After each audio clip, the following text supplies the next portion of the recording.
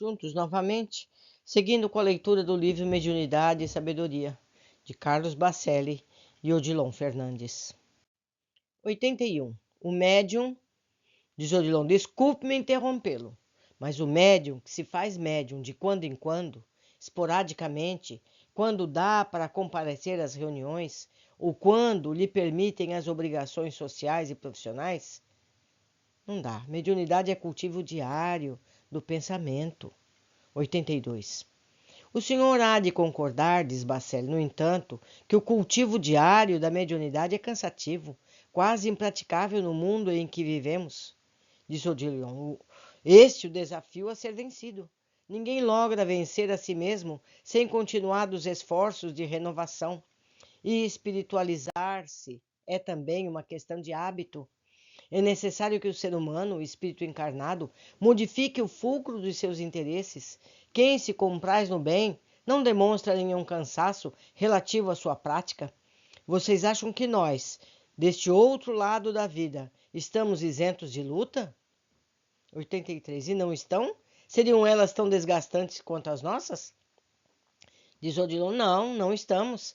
Ainda não somos espíritos que já nos colocamos fora da linha de perigo. Lutamos para alicerçar virtudes que não conquistamos de todo. Em determinados aspectos, as nossas lutas chegam a ser mais desgastantes que as de vocês, porque estamos numa corrida contra o tempo. Sabemos que devemos reencarnar e, se não fixarmos nossos valores no espírito, sucumbiremos. 84. O que entender por cultivo diário da mediunidade? O senhor não está se referindo ao seu exercício cotidiano? É claro que não, diz Odilon. Cultivar a mediunidade é espiritualizar-se. A faculdade mediúnica em si é mero detalhe. O que interessa é a expansão psíquica do ser, pois todo e qualquer contato mediúnico advém de semelhante fenômeno. 85. Psicofonia, psicografia, clarividência, claridiência, diz Odilon. No fundo, todas as percepções mediúnicas têm a mesma origem, são convergentes. Os sentidos físicos transmitem informações que são processadas pelo cérebro. 86. Isto significa, diz Odilon, que, a rigor, um médium psicofônico pode psicografar e vice-versa. Mediunidade é pensamento. A sua expressão depende da maior ou menor flexibilidade dos órgãos. 87. Esse raciocínio vale para a mediunidade de efeitos físicos? Diz Odilon, digamos que, em essência, sim, embora a liberação de ectoplasma possa ser, até certo ponto, um fenômeno involuntário. 88. Todavia, a participação consciente do médium na produção do fenômeno de natureza física? Diz Odilon, ele pode potencializá-lo. 89. O senhor diria que em todo fenômeno mediúnico de ordem intelectual existe certa dose de ectoplasmia? Diz Odilon, sim, todo médium, sem exceção, produz ectoplasma, talvez não em quantidade suficiente para que se dê a materialização do espírito comunicante, mas que lhe permite quase tangibilizar-se rente ao medianeiro, transmitindo-lhe impressões físicas. Interessante esse detalhe. 90. A obsessão tem algo de material, não? Diz Odilon, correto. O espírito obsessor, valendo-se das faculdades latentes do obsidiado, causa-lhe impressões físicas. Mediunidade é pensamento a pensamento, perispírito a perispírito. 91. O espírito também produz ectoplasma? Olha só que pergunta interessante. Diz o Odilon, é evidente. O ectoplasma é uma emanação perispiritual, ou seja, tem um corpo espiritual, a sua usina geradora. 92. É uma emanação fluídica? O que é? Diz Odilon, é consequência da química celular, uma porção, digamos, quase anômala a plasma celular. 93. Quase anômala? No sentido de produção acima da média, diz Odilon, uma espécie de fermentação do plasma em seus elementos constitutivos. 94. Devido ao quê? diz Odilon, um estado de sobreexcitação cerebral ou de motivação da mente, um estímulo de natureza psíquica. 95.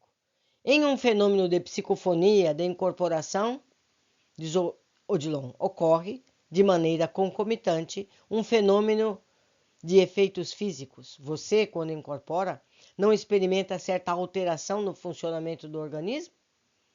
96. Sim, a aceleração dos batimentos cardíacos, sudorese, vertigem, descarga de adrenalina na circulação, dependendo do espírito, um mal-estar generalizado. Diz Odilon, não é comum, pois, a lassidão, a sensação de fome? 97. Sim, diz Odilon, você já se perguntou por que esses fenômenos fisiológicos não ocorrem fora do transe mediúnico, quando simplesmente reflexiona no dia a dia? Você já imaginou se o ato de pensar por si mesmo causasse ao ser humano todos esses transtornos? A mediunização é um estado alterado de consciência, ou, com maior propriedade, o estado alterado de consciência é que caracteriza o processo mediúnico. 98. Não obstante, a loucura é um estado alterado de consciência, diz Bacelli. Ao que responde Odilon, a loucura é mediunidade enferma. Aliás, todas as patologias mentais são de origem espiritual. Gente, eu vou ler outra vez. A loucura é mediunidade enferma. Aliás, todas as patologias mentais são de origem espiritual. O que enlouquece, meus amigos, é o espírito. O corpo apenas reage. 99. Anímica ou mediúnica? Ambas, diz Odilon. E o chamado esquizofrênico? Pergunta Bacelli. Responde Odilon, é potencialmente um médium. Olhem só. 101. As psicopatias de modo geral? Responde Odilon, mediunidade compulsiva, fora de controle, o que caracteriza o quadro da obsessão. Então, meus amigos, olhem aqui o que estamos aprendendo. As pessoas que chegam com essas patologias precisam estudar, precisam estar em contato com esses conhecimentos para poderem, digamos assim, se vacinarem, estar aprendendo a controlar esse processo mediúnico, não é? 102. A síndrome do pânico. Os transtornos bipolares? Pergunta Bacelli.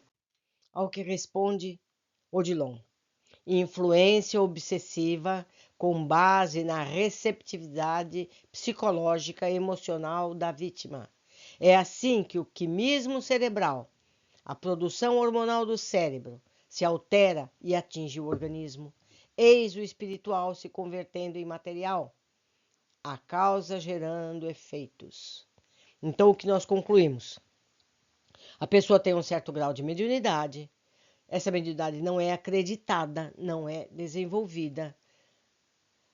O contato com espíritos menos elevados faz com que essa pessoa passe a ter essas reações. Essas reações atingem o corpo físico, chegando ao ponto de impressionar esse corpo. Aí só situações materiais vão poder ser usadas para poder libertá-lo dessas situações tão desagradáveis. Não é verdade? Estudar, meus amigos, precisamos estudar. Item 103. É onde os medicamentos inibidores devem entrar, quando já chega no ponto material.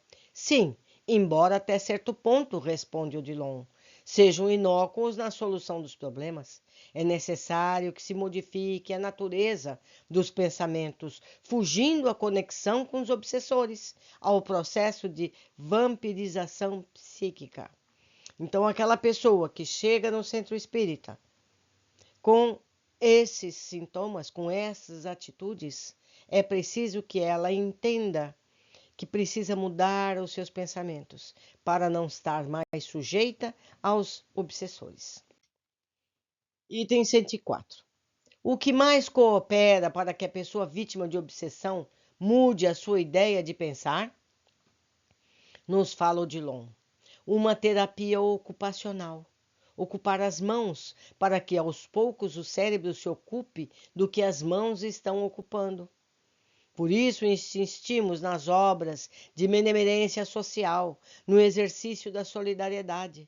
A obsessão é uma atitude de ensimesmar-se, um estado de embotamento psíquico.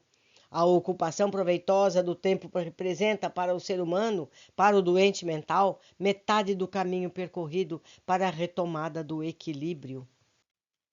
105. Os que já se encontram de cérebro irreversivelmente lesado. Diz Odilon, depende da natureza da lesão, pois tanto o cérebro perispirítico quanto o cérebro físico possuem uma grande capacidade de regeneração. Se revitalizarão nas áreas afetadas. 106. Dr. Odilon, o senhor acredita que a nossa inferioridade moral constitui barreira ao nosso mais amplo desenvolvimento mediúnico? Diz Odilon, sim, por vários fatores. Os espíritos superiores não estabelecem vínculo com os médiuns, cuja intenção tenha características personalistas. Os vaidosos, não é, meus amigos? Aqueles que se acham mais que os outros. 107. Mas a mediunidade em si não é uma faculdade neutra? Diz Odilon, que, no entanto, necessita ser exercitada para aprimorar-se. A mediunidade efetiva sem a participação dos espíritos é uma faculdade que não funciona. Faltar-lhe-ia indispensável complemento. Os espíritos comuns não sabem trabalhar, ou melhor, não concorrem para o adestramento psíquico dos médiuns, pouco ou quase nada lhes acrescentando ao cabedal. 108.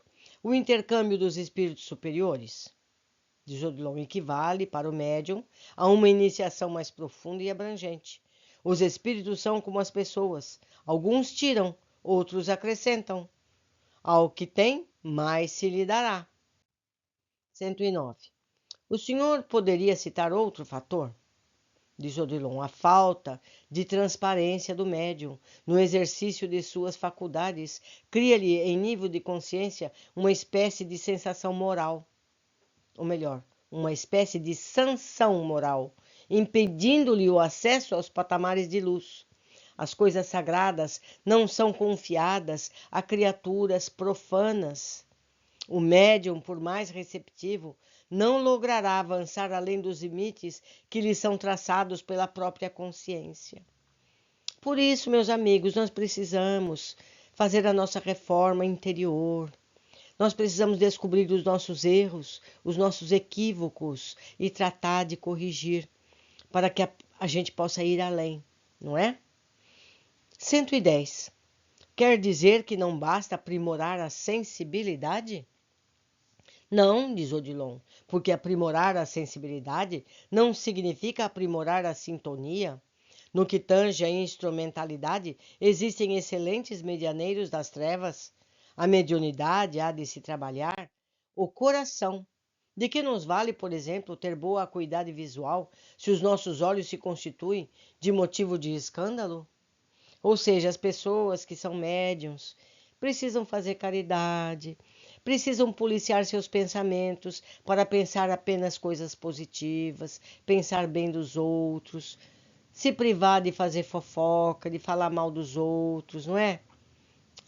O caminho é difícil. 111. E a moral do médium? Diz Odilon, implica no aproveitamento das suas faculdades, no direcionamento que lhes dá e com a espécie de espírito que escolhe para conviver, estabelecendo compromissos de trabalho, sem ainda levar em consideração a sua credibilidade perante a opinião pública. 112. Existirá sobre a terra algum médium evangelizado?